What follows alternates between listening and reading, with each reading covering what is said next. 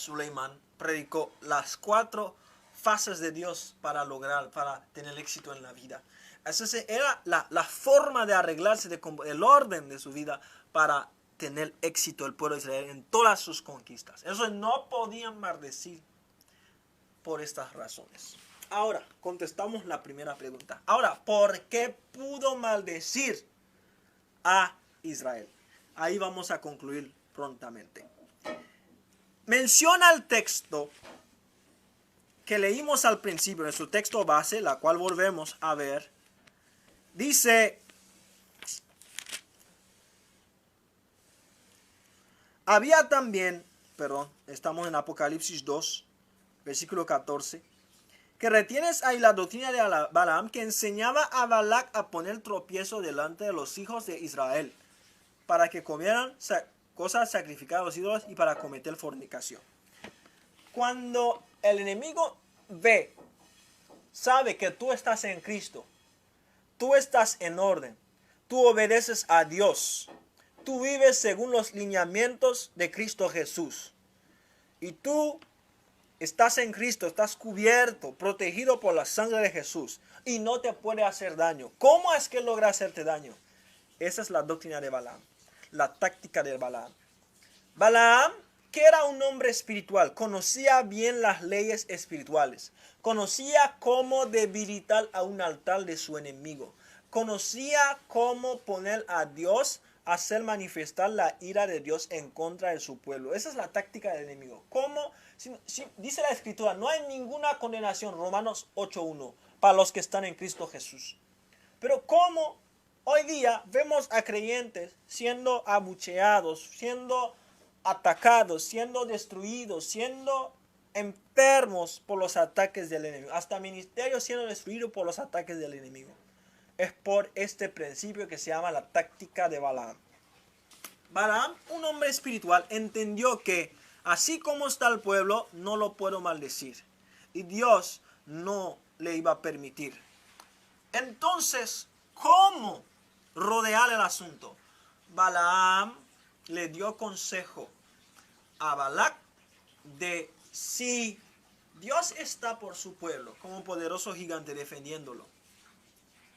¿Qué tal si ponemos al pueblo en contra de Dios, en contra del orden de Dios? ¿Qué tal si hacemos que el pueblo viole las leyes de Dios, viole la orden de Dios? ¿Qué tal si hago que este creyente se exaspere y deja la palabra de Dios y deja los rudimentos de la palabra de Dios?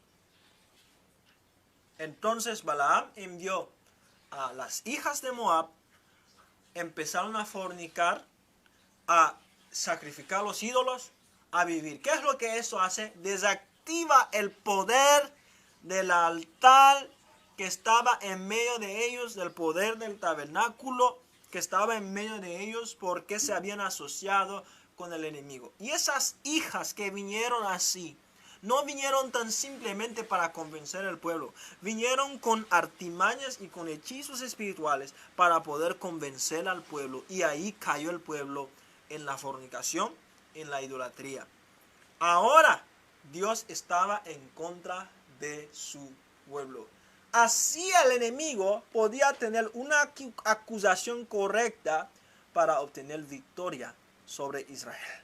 Es así que este día murieron muchos de los israelitas para que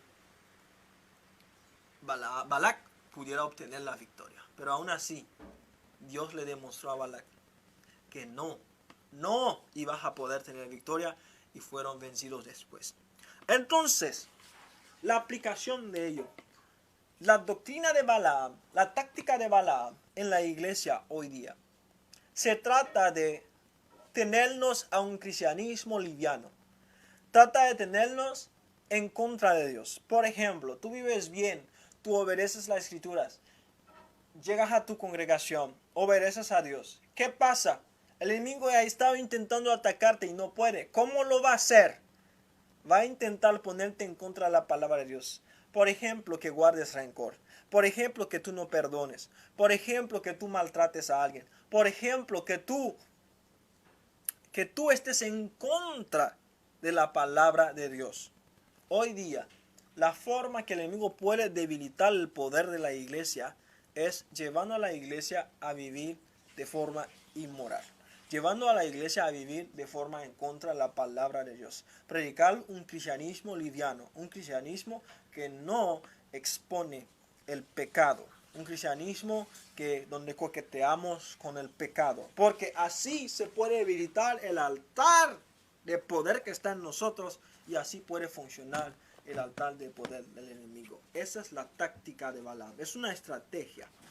No pudo maldecirle al pueblo, pero entendió que si yo debilito a este pueblo espiritualmente, yo puedo afectarlo. Hay mucha gente, muchos creyentes sufriendo, orando, pidiendo a Dios para ayudarles, para liberarles. Y muchos dicen, Señor, ¿por qué si soy creyente? ¿Por qué si tu palabra dice esto? ¿Por qué si tu palabra dice, ninguna arma forjada prosperará contra mí? ¿Por qué si están todas las escrituras, me las sé de memoria? ¿Por qué mi realidad es diferente? La realidad es diferente porque hay leyes espirituales en las cuales el enemigo te ha llevado a violar, a robar a esas leyes y que tú no puedes, no estás dentro del orden, dentro del alineamiento espiritual, profética, para que la palabra de Dios pueda cumplirse en tu vida. Muchos usan el nombre de Jesús. El nombre de Jesús es muy poderoso, pero ¿qué hace el enemigo para que cuando tú uses el nombre de Jesús no obtengas éxito? Te debilita a ti para que tú estés en contra de Dios y Dios está en contra de ti. En este momento, no siempre, porque su ira no dura para siempre. En ese momento, y que tú no puedes funcionar. Cuando tú vas a preparar una campaña, el enemigo sabe que tú vas a preparar una campaña. ¿Cómo te debilita a ti? ¿Cómo te va a debilitar? Va a intentar hacer todo contra ti. No va a poder porque tú estás en Cristo y estás protegido. Pero ¿cómo te va a debilitar? Va a intentar incitarte. Va a intentar provocarte. Que tú te enojes. Que te pongas en ira. Y al ponerte tú en ira, así puede entrar en tu vida. ¿Por qué estamos viviendo los tiempos donde hay más cristianos enfermos? Es porque el enemigo ha estado llevando a los creyentes por este lado. Okay, lo que ahora es mí. Okay, yo puedo frustrarme, yo puedo rencorizarme, yo puedo tratar a los demás mal, o yo puedo hacer cosas que no están de acuerdo. De todos modos voy a recibir perdón. Hey, no. Hay leyes espirituales que se activan y yo quiero orar por ti en ese momento. Padre bendito, toda ley espiritual que se activó en la vida de las personas, por la cual fueron desligados de Cristo, aunque sea por un minuto, no permanecieron en Él. Y esto abrió puerta para que el enemigo pueda usar esa ventana de oportunidad para maldecir, pronunciar, o que sus enemigos terrenales que les hacen hechizos, brujería, les puedan maldecir. Yo oro, Señor, que haya un realineamiento de sus vidas, una calibración de sus vidas conforme a tu voluntad y conforme a la voluntad de tu Santo Espíritu y conforme a tu palabra, entrando dentro del orden de Mashiach, dentro del orden del Señor Jesucristo, alineando nuestra vida contigo, así como tú tienes el modelo celestial, Señor. Alineamos nuestra vida de acuerdo al modelo que está en Cristo. Nuestra vida está escondida en Cristo, en el nombre de Jesús. Así oro por ti. Esta fue la táctica de Balaam. La táctica de Balaam. Cierto, la Escritura dice, ustedes están en Cristo Jesús. No hay ninguna condenación para los que están en Cristo Jesús. Ni la vida ni la muerte puede separar a los que están en Cristo Jesús. Pero, ¿qué es lo que hace el enemigo? Bueno, él y Dios son inseparables. Entonces vamos a hacer que Él provoque la ira de Dios y así yo puedo entrar, yo puedo atacar. Así opera el enemigo. La táctica de Balaam. La táctica de Balaam. La táctica de Balaam es una forma de desactivar el altar, el poder del altar de Dios en nuestra vida. Tú puedes ser un hombre de oración que practica tu oración constante, más rigurosa. Pero la forma que el enemigo va a intentar debilitarte, te lo digo para que tú estés pendiente, es llevarte a, por ejemplo, a tener una cierta manifestación de enojo, de mal comportamiento, de tratar a los demás, así puede Él entrar y hallar cabida en tu vida. Dios te bendiga. Nos tardamos mucho, pero vale la pena. Esa enseñanza se va a quedar ahí. Usted lo podrá ver por partes. Usted lo podrá entender por partes. Hoy día, en las iglesias, en nuestras filas bancarias, muchos son víctimas de la táctica de Balaam. Muchos son víctimas de la táctica de Balaam. Aleluya. Aleluya.